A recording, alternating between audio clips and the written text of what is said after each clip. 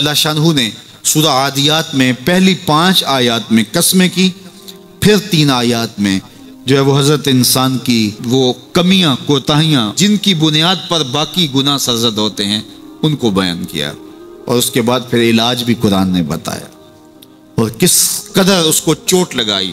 افلا یعلم اذا بعثر ما فی القبور وحصل ما فی الصدور ان ربهم بهم یومئذ لخبیر۔ افلا یعلم اذا بعثر ما فی القبور، اے اکڑ کے چلنے والے، اے ناشکر انسان، اے دولت کے پجاری، وہ وقت یاد کر جب تو قبر سے اٹھایا جائے گا۔ اس وقت کفن بھی چھین لیا جائے گا۔ اب سب کو چھین لیا گیا، دولت، بینک بیلنس، تیری جائیدادیں، پلازے، گاڑیاں، گھر، کوٹھیاں، بنگلے، سب کچھ یہیں رہ گیا، صرف ایک چادر کفن کے لے کے جا رہا ہے۔ لیکن جب قبر سے اٹھایا جائے گا یہ کفن کی چادر بھی رہ جائے گی، برہنہ اٹھایا جائے گا۔ اللہ اکبر! نہ پاؤں میں جوتے، نہ سر پہ پگڑی، نہ بدن پہ کپڑا، برہنہ اٹھایا جائے گا۔ سیدہ عائشہ رضی اللہ تعالیٰ عنہ نے سنا تو کانپنے لگی، عرض کی حضور قبر سے برہنہ اٹھائے جائیں گے تو ایک دوسرے سے حیا نہیں آئے گی؟ فرمایا عائشہ معاملہ اس سے بھی آگے ہے، کسی کو ہوش ہوگی تو حیا آئے گی، ہوش اڑے ہوئے ہوں گے، خوف قیامت طاری ہوگا، قبروں سے یوں لوگ اٹھائے جائیں گے۔ افلا یعلم اذا بعثر ما فی القبور، اب بعثر کا جو مفہوم ہے، جو ترجمہ اور معنی ہے وہ تو رہے، بعثر کا جو صوتی آہنگ ہے، جب بولتے ہوئے ایک جھٹکا لگتا ہے تو قبروں سے اٹھتے ہوئے لوگوں کی کیفیت معلوم کرنے کے لیے بعثر کا صوتی آہنگ ہی کافی ہے۔ افلا یعلم اذا بعثر ما فی القبور وحصل ما فی الصدور، حصل کے اوپر جو تشدید ہے یہ معنی کو کتنی خوبصورتی کے ساتھ ایک مجسم پیکر میں سامنے لا رہی ہے۔ اللہ فرماتا پھر وہ وقت آئے گا جو سینے میں ہوگا وہ تشت ازبام ہو جائے گا۔ آج آپ مجھے نیک سمجھتے ہیں، میں آپ کو اچھا سمجھتا ہوں، لیکن میرے سینے کے اندر کیا چل رہا ہے یہ آپ کو نہیں پتا۔ یہ میں تقریر چہک چہک کے کر رہا ہوں، اس کے پیچھے کیا ہے؟ میں آپ کے دل اپنی جانب موڑنا چاہتا ہوں، آپ کی جیبیں خالی کرنا چاہتا ہوں، یا میں آپ کے سامنے پاک اور ستھرا اور بڑا جو ہے وہ نیکوکار بننا چاہتا ہوں، یا میرا مقصد رضائے الہی ہے؟ یہ مجھے پتہ ہے، آپ کو نہیں پتہ۔ آپ کہاں ہیں، کہاں کھڑے ہیں، میں آپ کو اچھا سمجھتا ہوں، لیکن آپ کو پتہ ہے کہ ہم کہاں کھڑے ہیں۔ لیکن قیامت کے دن یہ ساری چیزیں سامنے آ جائیں۔ وَحُصِّلَ مَا فِي الصُّدُورِ، اور سورہ الطارق میں فرمایا یوم تبلی السرائر فما لَهُ مِن قُوَّةٍ وَلَا نَاصِرٍ، اس دن سارے راز کھول دیے جائیں گے اور کوئی طاقت نہیں ہوگی جو ان رازوں کو کھلنے سے روک سکے گا۔ آج طاقتور کی بات نہیں کھلتی اور کمزور کی بات اچھال دی جاتی ہے، لیکن وہ وقت آنے والا ہے یوم تبلی السرائر فما لَهُ مِن قُوَّةٍ وَلَا نَاصِرٍ، نہ زور کے بل پہ، نہ زر کے بل پہ، نہ کسی اور بل پہ کسی کام کو روکا جا سکے گا، ہر شے تشت ازبام ہو جائے گی۔ وہ کتنا سخت دن ہوگا۔ اے داور حشر میرا نامہ اعمال نہ پوچھ، اس میں کئی پردہ نشینوں کے بھی نام آتے ہیں، تو وہ کتنا سخت دن ہوگا۔ وَحُصِّلَ مَا فِي الصُّدُورِ إِنَّ رَبَّهُمْ بِهِمْ يَوْمَئِذٍ لَخَبِيرٌ، بے شک ان کا رب اس دن ان سے خوب باخبر ہوگا۔ وہ آج بھی باخبر ہے، لیکن آج کئیوں کو یقین نہیں کہ وہ باخبر ہے، لیکن اس دن سب کو یقین ہو جائے گا کہ میرا رب اس سے باخبر ہے۔ جب پرانی تصویریں چلنا شروع ہو جائیں گی، جب ساری ویڈیو سامنے آ جائے گی، زندگی میں جو کیا، تنہائی میں، اعلانیہ، خفیہ، جہاں جہاں جو کیا، داد عیش دی، سب کچھ تشت ازبام ہوگا، سب کچھ جو ہے وہ سکرین پہ چل رہا ہوگا، کوئی چیز بھی تشت ازبام ہونے سے نہیں رہ جائے گی۔ تو پھر بندہ کہے گا اوہو یہ تو سب میرے مالک کو پتا تھا، لوگوں کی نظروں سے چھپ سکا، رب کی نگاہوں سے تو نہیں چھپ سکا۔ اس کی نگاہوں سے کون چھپ سکتا ہے؟ یہ یقین آج اپنی روحوں میں اتار لو، اچھی طرح سے جذب کر لو۔ گناہوں سے بچنے کا اکثیر نسخہ ہے یہ یقین کہ میرا رب مجھے دیکھ رہا ہے۔ یہ یقین جب روح میں جم جائے، خیالوں میں اتر جائے، اعتقاد کا پختہ حصہ بن جائے، پھر بند کوٹھڑی میں بھی جرم نہیں ہو سکتا کہ میرا مالک تو مجھے دیکھ رہا ہے۔ آپ دیکھتے نہیں کہ جب ساتوں دروازے بند کر کے بت کے اوپر موٹا کپڑا ڈال کے زلیخا بولی ہے تلک یوسف اب تو آ جاؤ نا، اب تو کوئی نہیں دیکھ رہا، قال معاذ اللہ، تو جناب یوسف نے کہا میں اللہ کی پناہ میں آتا ہوں۔ اللہ اکبر، تو دروازے بند کر کے لوگوں کی نظروں سے چھپ گئی ہے، اور بے نور آنکھیں رکھنے والے اس پتھر کے بت سے بھی حیا کرتی ہے اور اس پہ بھی پردہ ڈال لیا ہے۔ جب تو اس جھوٹے خدا سے حیا کرتی ہے، میں سچے خدا سے حیا کیوں نہ کروں جو ساتویں کوٹھڑی میں بھی دیکھتا ہے۔ اتنی روشنیاں برسی کہ گناہ کا تصور بھی محال ہو، تو یہ یقین کہ میرا اللہ مجھے دیکھ رہا ہے، یہ انسان کی زندگی میں نظم پیدا کرتا ہے۔ باپ اپنے بیٹے کو کوئی بات کہے تو سعادت مند بیٹے کو غور سے وہ بات سننی چاہیے۔ استاد یا شیخ اپنے شاگرد کو کوئی بات کہے تو اسے غور سے اس بات کو سماعت کرنا چاہیے، چونکہ کہنے والا اس کا بزرگ ہے۔ لیکن وہ بزرگ، وہ شیخ، وہ استاد اگر ساتھ قسم بھی کرے تو پھر اور زیادہ مضمون کی اہمیت ہو جاتی ہے کہ یہ کوئی اہم مضمون تھا جس سے قبل قسم کی جا رہی ہے۔ اب یہاں جو ارشاد فرمایا جانے لگا ہے اس سے قبل میرے رب نے رب ہو کے قسم کی ہے۔ میرا مالک تو یوں بھی کہہ دیتا تو کافی تھا، لیکن مضمون اتنا اہم ہے کہ اس کو بیان کرنے سے قبل میرے رب نے قسم کی، اور پھر قسم بھی ایک نہیں کی، 5 قسمیں کی۔ والعادیات ضبحا، قسم ہے ان گھوڑوں کی جب وہ تیز دوڑیں تو ان کے سینوں سے آواز نکلتی ہے۔ راہ حق میں جہاد کے لیے جب گھوڑے دوڑتے ہیں تو ان کے سینوں سے نکلنے والی آواز اللہ کو کتنی محبوب ہے کہ ان گھوڑوں کی قسم کی۔ فالموریات قدحا، اور وہی گھوڑے جب برق رفتاری سے دوڑتے ہیں اور پتھریلی زمین میں جب ان کا گزر ہوتا ہے تو ان کے پاؤں سے لگی ہوئی کھریوں کے ٹکرانے سے پتھروں سے جو شرارے نکلتے ہیں، اللہ فرماتا ہے کہ میں ان گھوڑوں کی قسمیں کرتا ہوں کہ جن کے پاؤں سے لگی ہوئی کھریوں کے ٹکرانے سے پتھروں سے شرارے نکلے۔ پھر ارشاد فرمایا فالمغیرات صبحا، اور وہ گھوڑے صبح کے وقت جب حملہ آور ہوتے ہیں اور دشمن کے لشکروں کو تخت و تاراج کرتے ہیں تو ان حملہ آور ہونے والے گھوڑوں کی قسم۔ فَأَثَرْنَ بِهِ نَقْعًا، اور جب وہ حملہ آور ہوتے ہیں تو ان کی سموں سے گرد اڑتی ہے، اللہ فرماتا ہے وہ گرد اڑانے والے گھوڑوں کی قسم۔ پھر ارشاد فرمایا فَوَسَطْنَ بِهِ جَمْعًا، اور وہ بہادر اور دلیر گھوڑے اپنے سوار کو لے کر کے جب دشمن کے قلب میں گھس جاتے ہیں اور جتھوں پر حملہ آور ہوتے ہیں تو مجھے گھوڑوں کی یہ ادا بھی اچھی لگتی ہے، تو مجھے ان گھوڑوں کی قسم۔ تو 5 قسمیں کی۔ قسم ہے ان گھوڑوں کی جو دوڑتے ہیں تو ان کے سینوں سے آواز نکلتی ہے۔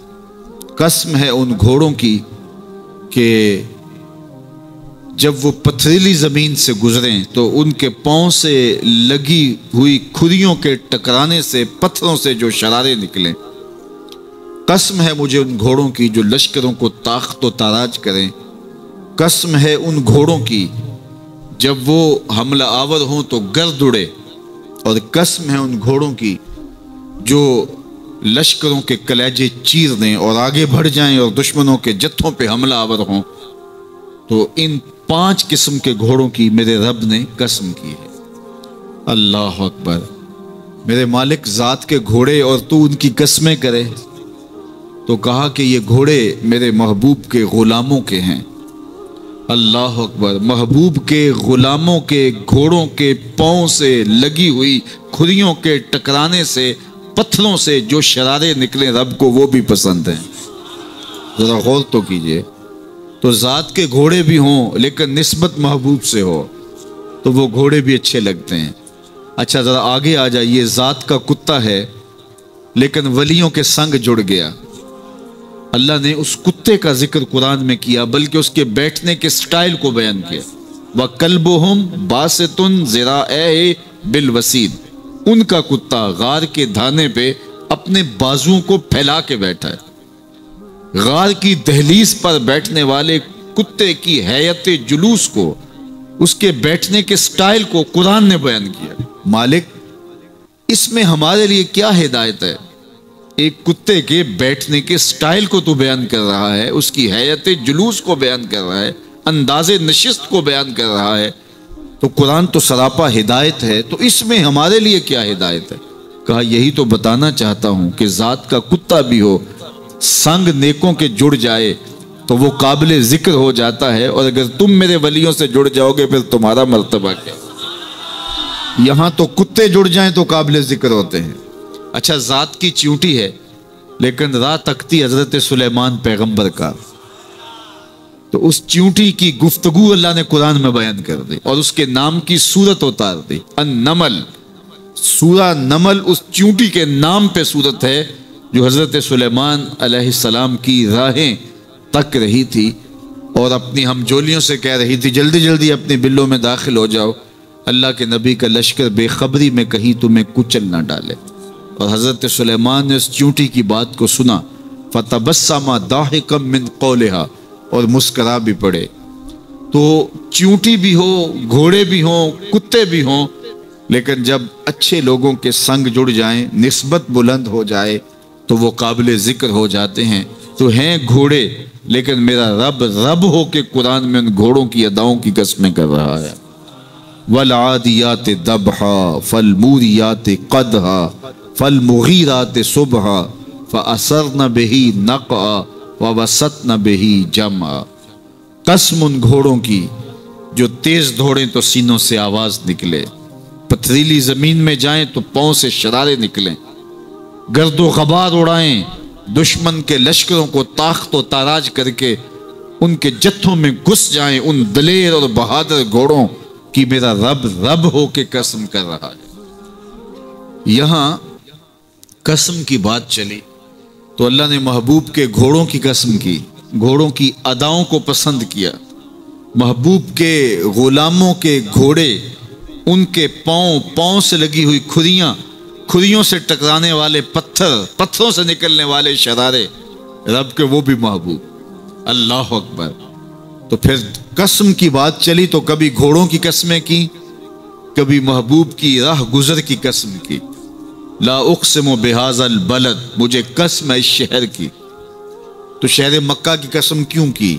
وہاں کعبۃ اللہ ہے، مقام ابراہیم ہے، چاہے زمزم ہے، صفا و مروہ ہے، مزدلفہ ہے، منا ہے، عرفات ہے، قدم قدم انوار کی برستی برکھا ہے، مطاف ہے، حتیم ہے، مستجاب ہے، مستجار ہے، ملتزم ہے، باب کعبہ ہے، سقف بیت اللہ ہے، قدم قدم پہ انوار برس رہے ہیں. شاید میرے رب نے قسم اس لیے کی ہو، شاید قسم اس لیے کی ہو، لیکن میرا رب کہتا ہے لا اقسم بہذا البلد، مجھے قسم ہے شہر کی، یعنی شہر مکہ کی. کیوں؟ یہاں کعبۃ اللہ ہے، یہاں مقام ابراہیم ہے، یہاں مزدلفہ ہے، منا ہے، عرفات ہے. کیوں قسم؟ وانت حل بہذا البلد، محبوب اس شہر کی گلیوں نے تیرے قدم چومے. اے انت مقیم فی ھذا البلد، امام قرطبی نے اس کا مفہوم بیان کیا. محبوب آپ کی اقامت اس شہر میں ہے، آپ کے سانسوں کی خوشبو سونگی ہے شہر کی فضاؤں نے، اس لیے مجھے شہر کی قسم کہ محبوب یہاں تم جو رہتے. اللہ اکبر. تو محبوب کے شہر کی قسم کی. والعصر، محبوب کے زمانے کی قسم کی. والضحیٰ، محبوب کے چہرے کی قسم کی. واللیل، محبوب کی لٹکتی زلفوں کی قسم کی. کبھی کہا محبوب تیرے چہرہ زیبا کی قسم، کبھی کہا تیری زلف عنبری کی قسم، کبھی کہا تیرے شہر نور کی قسم، کبھی کہا تیرے زمانہ حسی کی قسم. اور پھر قسم کا باب چلا تو بات کہاں تک پہنچی؟ محبوب نہ صرف تیرے شہر کی قسم، نہ صرف تیری گلیوں کی قسم، نہ صرف تیرے چہرہ زیبا کی قسم، نہ تیری زلف نور کی قسم، نہ تیرے عہد زرعی کی قسم، محبوب تیری قسم تو ہے ہی تیرے غلاموں کے گھوڑوں کے پاؤں سے لگی ہوئی کھریوں کے ٹکرانے سے جو شرارے اڑتے ہیں، میں خدا ہو کے ان شراروں کو بھی پسند کرتا ہوں اور ان گھوڑوں کی بھی قسمیں کرتا ہوں۔ یہ قرآن ہے نا، والعادیات ضبحا، قسم ہے محبوب تیرے غلاموں کے گھوڑوں کی، اللہ اکبر، قسم ہے ان کے سینوں سے نکلتی آواز کی، قسم ہے ان کے پاؤں سے نکلتے ہوئے شراروں کی، قسم ہے ان کی خوبصورت اداؤں کی، ان اداؤں والوں گھوڑوں کی قسم، اللہ اکبر۔ یہ قسمیں کرنے کے بعد جواب قسم کیا ہے؟ دیکھیے میں یہاں بیٹھا ہوں اور میں گفتگو کے آغاز پہ ہی قسمیں اٹھانا شروع کر دوں، مجھے قسم ہے رب کعبہ کی، مجھے قسم ہے عرش الہی کے مالک کی، مجھے قسم ہے زمین و آسمان کے خالق کی، تو قسموں پہ قسمیں کرتا جاؤں تو جو مجھے غور سے سننے کا عادی نہیں بھی ہے تو وہ بھی متوجہ ہو جائے گا اور سننے کے لیے بے چین ہو جائے گا کہ حضرت قسموں پہ قسمیں اٹھائے جا رہے ہیں، کوئی بات ہے آج؟ تو میرا رب رب ہو کے قسمیں کر رہا ہے، تو اس کے بعد جواب قسم کیا ہے؟ تو کان کھڑے ہو گئے، روحوں میں پیاس بڑھ گئی اور سماعتیں بچھ گئی کہ میرے مالک تو قسموں پہ قسمیں کر رہے، کبھی گھوڑوں کی اداؤں کی قسمیں، کبھی ان کے سینوں سے نکلتے ہوئے جو ہے وہ اس مہیب آواز کی قسمیں، کبھی پاؤں سے اڑتے ہوئے شراروں کی باتیں، اور کبھی ان کے پاؤں سے اڑتی ہوئی دھول کی کہانیاں، تو قسم پہ قسم، اور قسمیں بھی گھوڑوں کی، تو کوئی بات ہوگی؟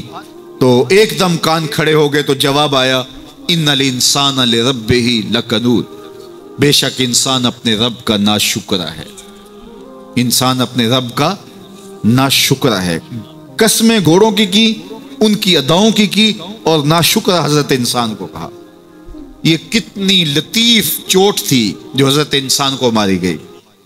یا اللہ ہمیں ناشکرہ کہنا تھا تو کہیں اور مقام پہ کہہ لیا جاتا، گھوڑوں کی تو قسمیں کرے اور ہمیں ناشکرہ کہے، گھوڑوں کی قسمیں ہو رہی ہوں اور انسان کو ناشکرہ کہا جائے، انسان کو ناشکرہ کہنا تھا تو کسی اور موقع پہ کہہ لیا جاتا۔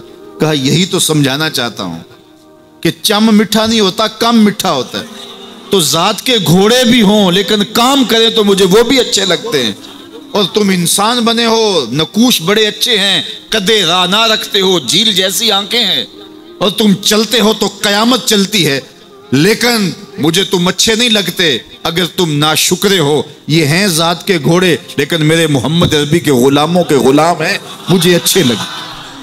تو وہ چم نہیں دیکھتا، وہ کم دیکھتا ہے۔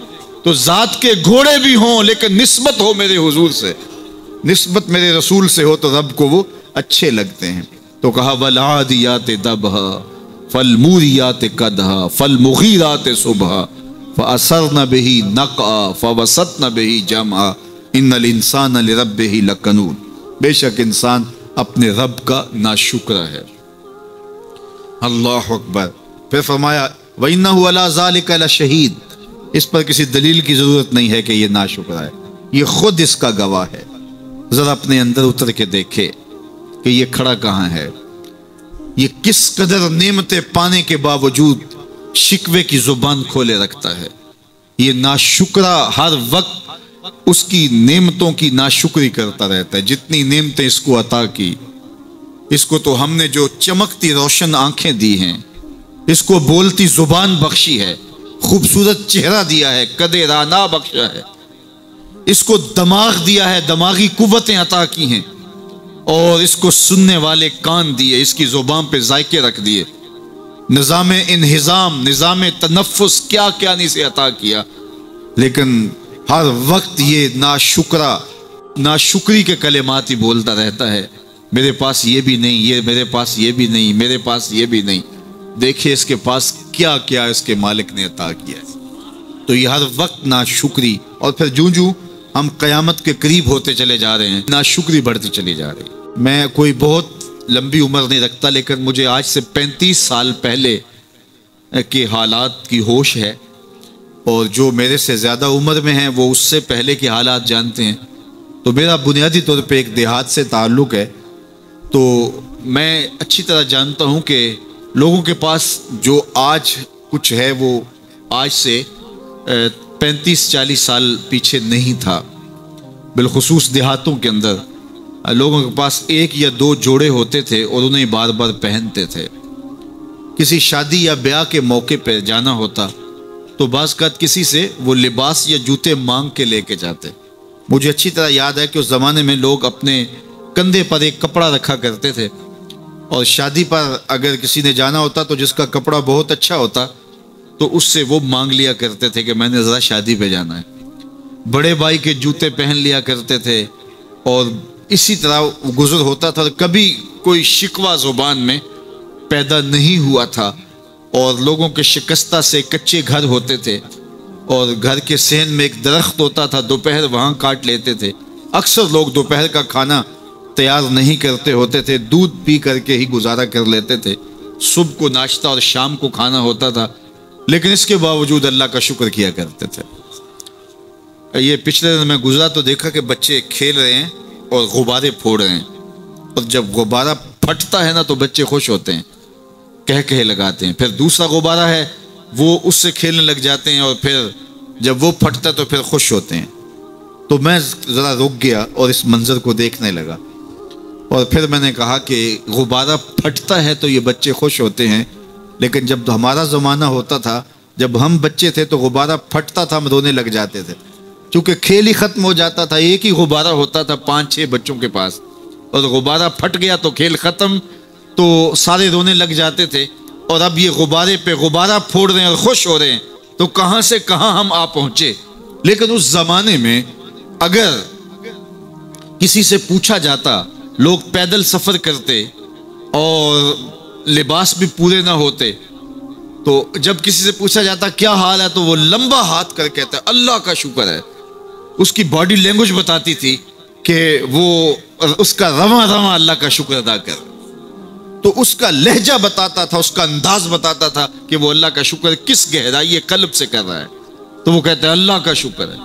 اور آج جب کہ اتنی نعمتیں لوگوں کو میسر ہیں, اتنا کچھ نصیب ہے, عالی نصب گھروں میں رہتے ہیں, لمبی لمبی گاڑیاں ہیں, سہولتیں ہیں, آسودگیاں ہیں, آسائشیں ہیں, مالی آسودگی ہے, رہائشی آسودگی ہے, کھانے پینے کے وافر سامان ہیں, ٹیبل پہ اتنے کھانے لگے ہوئے ہوتے ہیں کہ باری نہیں آتی کھانے کی, اور اس قدر لباس ہے کہ موسم گزر جاتا ہے اور بعض لباس بدلنے کی باری نہیں آتی. لیکن اس کے باوجود کسی سے پوچھے جناب کیا حال ہے, آسودہ حال شخص سے بھی پوچھیں تو وہ بھی بڑے آہستگی سے کہتا ہے بس چل ہی رہا ہے. تو وہ زمانہ تھا کہ جب لوگوں کے پاس کچھ تھا نہیں تو لمبا ہاتھ کر کے کہتے, تشکر کا لہجہ کتنا دل آویز تھا, اللہ کا شکر ہے. اور آج کہتے بس گزر ہو ہی رہی ہے, بس چل ہی رہا ہے. تو ناشکری بڑھتی چلی جا رہی, اتنا کچھ ہونے کے باوجود جو ہے وہ ان کا بھی چل ہی رہا ہے. تو کہا ان الانسان لربہ لکنود, بے شک انسان اپنے رب کا ناشکر ہے. اتنی نعمتیں کھانے کے باوجود, اتنی دولتیں سمیٹنے کے باوجود, اتنی عزتیں پانے کے باوجود, اتنی آسائشیں حاصل کر چکنے کے باوجود, دولت کے اتنے انبار رکھنے کے باوجود, اس کی زبان بولتے ہوئے کتنے بخل سے کام لیتی ہے کہ بس گزر اوقات ہو ہی رہی ہے. اور میاں تیرے رب نے تجھے اتنا کچھ دیا, یہ دولتیں, یہ دولتوں کے انبار, یہ آسودگیاں, یہ بہاریں, یہ سب کچھ نہ ہوتا, تجھے زندگی بخش دی تھی, اس کا ہی شکر تیرے اوپر واجب تھا. اللہ اکبر. اللہ نے حضرت انسان کو یہ جو کچھ دیا ہے, کتنی چیزیں ہیں ہمیں پتہ بھی نہیں کہ وہ نعمت ہے, لیکن اللہ نے ہمیں عطا کی ہے. دنیا کا ایک امیر ترین شخص تھا اوناسس, تو اس کے یہ آنکھوں کے جو پپوٹے تھے یہ کام کرنا چھوڑ گئے. ہمیں کبھی اس کا احساس بھی نہیں ہوا کہ یہ کوئی نعمت ہے. آٹومیٹک سسٹم میرے رب نے لگایا ہے, ادھر تنکا اڑا ادھر آنکھ بند ہو گئی. لیکن اس کو مسئلہ کیا ہوا کہ یہ پٹھے اس کے ختم ہو گئے اور وہ اپنی مرضی سے آنکھیں نہیں بند کر سکتا تھا. ڈاکٹر سلوشن ٹیپ لگا کے آنکھیں کھول دیتا اور جب اس نے سونا ہوتا تو وہ بند کر دیتا. دنیا کے امیر ترین لوگوں میں سے ایک نام تھا. تو کسی نے اس سے پوچھا کہ تیری زندگی کی سب سے بڑی خواہش؟ اس نے کاش اپنی آنکھیں اپنی مرضی سے کھول سکوں. کہا اس کے لیے تجھے کوئی قیمت لگانی پڑے تو کتنے پیسے لگا سکتا ہے؟ کہا ساری دولت لگ جائے, کاش میں اپنی آنکھیں اپنی مرضی سے کھول سکوں. مجھے یہ بتائیے کہ حضرت انسان کو کیا کچھ نہیں اللہ نے دیا. یہ لعاب ہے نا، لعاب ہم روز تھوکتے ہیں، یہ مقدار سے کچھ کم ہو جائے تو بولنے میں دقت، نظام انہضام خراب. یہ جو لعاب ہمارے منہ میں آتا ہے، جو ہم تھوک دیتے ہیں، یہ قدرتی گریس ہے جو بولنے میں مدد دیتی ہے، نظام انہضام کو ٹھیک رکھتی ہے. اور اگر یہ لعاب کم ہو جائے مقدار سے تو نظم خراب ہو جائے. اللہ اکبر. تو ہم نے کبھی سوچا کہ یہ بھی نعمتیں ہیں؟ باقی روشن آنکھیں، چمکتا چہرہ اور زور آور ہاتھ، چوڑی چھاتی، دھڑکتا دل، اور کہتے ہیں اس دماغ کا اگر کمپیوٹر تیار کیا جائے تو نیو یارک شہر سے بڑا ایک بکریاں چلانے والے شخص کے دماغ کا کمپیوٹر بنے. یہ حضرت انسان کو اللہ نے اتنا کچھ دیا ہے، اور پھر اس کو نعمتیں دی، عزتیں دی، جائیدادیں، زمینیں، لمبی لمبی گاڑیاں، عالی نسب پلازے، کتنا کچھ دیا. پھر خوبصورت اولادیں دی، کیا تسکین قلب کے لیے رکھا اس نے. تو اس کے باوجود بھی یہ کہہ رہا ہے بس چل رہا ہے، گزر اوقات ہو رہی ہے. ان الانسان لربہ لکنود. انسان اپنے رب کا کتنا ناشکرا ہے، اس نے کیا کچھ اسے عطا کیا، کیا کچھ عطا کیا، لیکن یہ شکر کا کلمہ بھی نہیں بولتا، بخل سے کام لیتا ہے. تو کہا یہ ناشکرا ہے، اور اس پر کوئی خارج سے دلیل لانے کی ضرورت بھی نہیں ہے. وَإِنَّهُ عَلَىٰ ذَلِكَ لَشَهِيدٌ. اور یہ خود اس پہ گواہ ہے. ذرا اپنے اندر اتر کے دیکھے تو یہ کتنا بخل کرتا ہے شکر ادا کرنے میں، اسے خود سمجھ آ جائے گی. وَإِنَّهُ لِحُبِّ الْخَيْرِ لَشَدِيدٌ. اور اس کی ایک خصلت یہ ہے کہ یہ دولت کی محبت میں بڑا سخت ہے. دولت کی محبت یہ بہت زیادہ اپنے سینے میں پال چکا ہے، اور یہ دولت اس کی محبوبہ بن گئی ہے. دولت تو اس کی ضرورت ہونی چاہیے تھی، لیکن اس نے اس کو اپنی محبوبہ بنا لیا. وَإِنَّهُ لِحُبِّ الْخَيْرِ لَشَدِيدٌ. اس کو محبت زر شدت سے ہو گئی ہے. سویر سے شام تک اس کا وظیفہ ہی یہی ہے. اس کی زندگی کے اندر منصوبے یہ چلتے ہیں. اللہ نے اتنا نوازا ہوا ہے، اس کی ساری زندگی آسودگی سے گزر سکتی جتنا اس کے پاس موجود ہے، لیکن اس کے باوجود ہر وقت اس کے دماغ کے فیتے پہ یہی چلتا ہے، اور یہی کہانی چلتی ہے، یہ زیادہ کیسے ہو، یہ زیادہ کیسے ہو، یہ زیادہ کیسے ہو. اس اضطراب نے اس کو بے چین کر دیا ہے، اور خواہش زر نے، حوث زر نے اس کا چین چھین لیا ہے.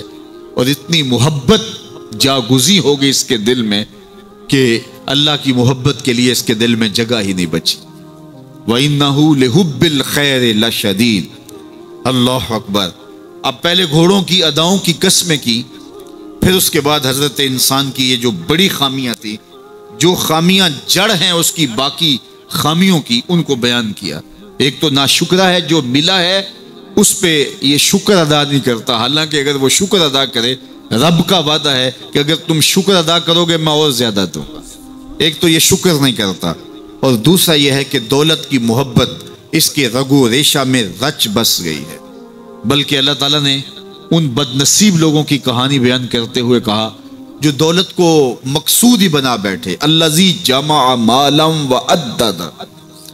یہ وہ بد نصیب لوگ ہیں جو مال کو جمع کرتے ہیں اور گنتے رہتے ہیں، بار بار حساب کرتے ہیں. الذی جمع مالا وعدد. مال کو جمع کیا، وعدد، اور بار بار اس کو گنتے رہے. اتنے ہو گئے، اب اتنے ہو گئے. اللہ کلا لینبذن فی الحطام. پہلے شرف میں الذی جمع مالا وعدد یحسب ان مالہ اخلد. یہ گمان کرتے ہیں کہ ہمارا مال ہمیں لافانی کر دے گا، مال کی کثرت سے ہم محفوظ ہو جائیں گے اور ہمارا کچھ نہیں بگڑے گا. دولت اتنی ہوگی تو ہم ہر طرح سے حفاظتوں کے ساتھ میں آ جائیں گے، ہمارا مال ہمیں لافانی کر دے گا. یحسب ان مالہ اخلد. اللہ تعالیٰ نے فرمایا کلا، ایسا ہرگز نہیں ہے، یہ تمہاری بھول ہے کہ مال تمہیں لافانی کر دے گا، مال تمہیں مرنے نہیں دے گا، مال تمہیں محفوظ کر لے گا. کلا، ایسا ہرگز نہیں ہے، بلکہ کیا ہے، لَيُنبَذَنَّ فِي الْحُطَمَةِ. ہم تمہیں پکڑ کے آگ میں ڈال دیں گے. لَيُنبَذَنَّ کے لفظ پہ اگر غور کیا جائے تو عربی میں جب ان کا جوتا پرانا ہو جاتا تو پرانا جوتا جب پہننے کے بھی قابل نہ رہتا تو اس کو اتار کے ایسے حقارت سے پہنتے، اور اس کے لیے لفظ استعمال کرتے نبذت النال. میں نے جوتا پھینک دیا، وہ جوتا جو پاؤں میں ڈالنے کے بھی قابل نہ رہے اور اتنا پرانا ہو جائے کہ اس کو اب جو ہے وہ مزید مرمت بھی نہ کروانا ممکن ہو، تو اس کو پھر پھینکا جاتا ہے، اور پھر اس کو وہ حقارت سے پھینکتے ہیں، اور وہ جوتا چلتے ہوئے تنگ کرتا ہے تو پھر اس کو اتار کے حقارت سے رب پھینک دیتے ہیں، تو اس کے لیے لفظ بولتے ہیں نبست النال، میں نے جوتا پھینک دیا۔ حقارت سے پھینکنے کو نبز کہتے ہیں، اور یہی لفظ اللہ تعالیٰ جل شانہ نے فرمایا کلا لیمبذن فی الحطمہ، اے اہل عرب جس طرح تم جوتا پرانا حقارت سے پھینکتے ہو، ہم حقارت سے تمہیں آگ میں ڈال دیں گے۔ کلا لیمبذن فی الحطمہ، یہ ان مالداروں کی کہانی ہے جنہوں نے مال کو اپنا معبود بنا لیا، مال کو اپنا مقصود بنا لیا، مال مال مال، ہر قدر پامال کر دی، ہر قدر کی قربانی دے دی مال کے بدلے، اور مال ہی ان کا مقصود بن گیا، اور یہ سمجھے کہ یہ مال جو ہے وہ ان کو لافانی کر دے گا، ان کو مرنے نہیں دے گا، ان کے لیے حفاظتی حصار بن جائے گا۔ کلا لیمبذن فی الحطمہ وما ادراک ما الحطمہ، اللہ فرماتا ہے جانتے ہو جس حطمہ میں، جس آگ میں تمہیں ڈالا جائے گا وہ آگ کیا ہے؟ مل حطمہ، کیا تمہیں پتا ہے وہ حطمہ کیا ہے؟ پھر خود فرمایا نار اللہ الموقدۃ التی تطلع علی الافئدہ، یہ اللہ کی جلائی ہوئی آگ ہے جو دل کھا جائے گی، جو کلیجے چاٹ جائے گی۔ تو حب زر، یہ حب دولت اور حب دنیا، یہ تمام برائیوں کی جڑ ہے، تو اس لیے اپنے اندر سے محبت زر کو نکالنے کی کوشش کیجئے اگر کہیں آپ کو داخل ہوتی محسوس ہو رہی ہے، اور حب دولت کو نکالنے کے لیے زکوٰۃ صدقات اسلام نے ہمیں یہ نظم دی ہے۔ اقبال نے کہا تھا حب دولت تلف می سازت زکوٰۃ، زکوٰۃ حب دولت کو زائل کرتی ہے، جب اللہ کی راہ میں لٹاؤ گے تو اس سے کم بھی نہیں ہوگا۔ میرے حضور نے 3 چیزیں قسم کر کے کہیں، حضرت ابو کبشہ الانماری رضی اللہ تعالیٰ عنہ سے مروی ہے، میرے حضور نے ارشاد فرمایا اگر کوئی شخص کسی کو معاف کر دیتا ہے تو اس کی عزت کم نہیں ہوگی، میں محمد اللہ کی قسم اٹھاتا ہوں۔ دوسری بات میرے حضور نے فرمائی کہ جو شخص مانگنے لگ جاتا ہے، سوال کا دروازہ کھول لیتا ہے، اللہ اس کے لیے محتاجی کا دروازہ کھول دیتا ہے، اس کی کبھی کمی پوری نہیں ہوتی۔ اور تیسری بات میرے حضور نے قسم کر کے کہی ما نقص مال عبد من صدقہ، کہا میں اللہ کی قسم اٹھا کے کہتا ہوں کہ صدقے سے مال کم نہیں ہوتا، صدقے سے مال گھٹتا نہیں ہے۔ تو ایک تو مال بھی نہیں گھٹے گا، یہ ضمانت کس کی ہے؟ میری نہیں ہے، یہ رسول اللہ کی ضمانت ہے۔ ایک تو مال بھی کم نہیں ہوگا، اور دوسرا یہ ہے کہ حب دولت ختم ہوگی۔ حب دولت تلف می سازت زکوٰۃ، تو زکوٰۃ سے حب دولت کو کم کیجئے، بلکہ صدقات دیجئے، نفلی صدقات کیجئے، غرباء کی مدد کیجئے، مساکین کی مدد کیجئے، اپنے غریب محتاج رشتہ داروں پہ غور کیجئے، ان کی مدد کیجئے، اپنی ہمسائیگی میں دیکھیے، پردے سے مدد کیجئے، ان کی عزت نفس بھی مجروح نہ ہو۔ یہ جو نمائش لگا کے 10 اخباروں میں چھپوا کے لوگوں کی مدد کرتے ہیں، اس سے گریز کیجئے۔ کبھی سوچیں کہ اگر آج کسی کی بیٹی لائن میں کھڑی ہے تو کل اگر یہ مرحلہ میری بیٹی کے لیے آ جائے تو پھر میرا مزاج کیا ہوگا؟ تو عزت نفس کا خیال رکھیے، لوگوں کی غربت کا تماشا نہ اڑائیے، اور لوگوں کی جو ہے وہ محتاجی کو اپنی تسکین کا ذریعہ نہ بنائیے۔ یہ تو اللہ نے تمہیں دیا اور انہیں نہیں دیا، اور وہ آزمائش کی گھڑی میں کھڑے ہیں، تم ان کے ساتھ کھڑے ہو جاؤ۔ تو لوگوں کی مدد کیجئے، دکھیوں کے کام آئیے، مساجد کی جو ہے وہ تعمیر کیجئے، مدارس دینیا کے ساتھ وابستہ رہیے، اور لوگوں کی فلاح کے لیے، بہتری کے لیے کام کیجئے۔ اللہ نے آپ کو دیا ہے، یہ مال یہاں رہ جانا ہے۔ میرے حضور نے فرمایا ابن آدم کہتا ہے میرا مال میرا مال، اس کا مال وہ ہے جو اس نے کھایا یا پہنا اور پرانا کر دیا یا آگے بھیج دیا، باقی اس کا نہیں ہے، وہ وارثوں کا ہے۔ مرتے ہی ورثہ بن جائے گا، مرتے ہی ترکہ بن جائے گا، کفن بھی میلا نہیں ہونے دیں گے کہ بعض اولادیں تو بانٹ لیتی۔ اللہ اکبر، وہ گھر جو ان کے لیے بنایا تھا، ایک رات بھی تجھے اس گھر میں رکھنے کے لیے تیار نہیں ہوں گے۔ آج تیرا نام چھن گیا، آج کوئی یہ نہیں کہتا کہ پیچھے سے امام گے اور حاضر اس چودھری صاحب کے، حاضر اس میت کے، آج تو ڈیڈ باڈی بن گیا، آج تو میت بن گیا۔ آج خان صاحب، ملک صاحب، چودھری صاحب، پیر صاحب، مفتی صاحب، تیرے سارے ٹائٹل چھین لیے گئے۔ آج پیچھے اس امام کے اور دعا واسطے حاضر اس میت کے، آج تو میت بن گیا۔ آج تیرا لباس بھی پھاڑ کے اتارا ہے، آج تیرے انگوٹھے باندھ دیے گئے ہیں، ناک میں روئی ٹھونس دی گئی ہے۔ آج تو غسال کے رحم و کرم پہ ہیں، وہ تجھے ادھر الٹ دے یا ادھر پلٹ دے، اب تیرے پاس کوئی اختیار ہی باقی نہیں رہا۔ میاں صاحب بولے جاندی واری ڈرونا بنے ہو تے ہاتھ نہ لاندے ڈرتے۔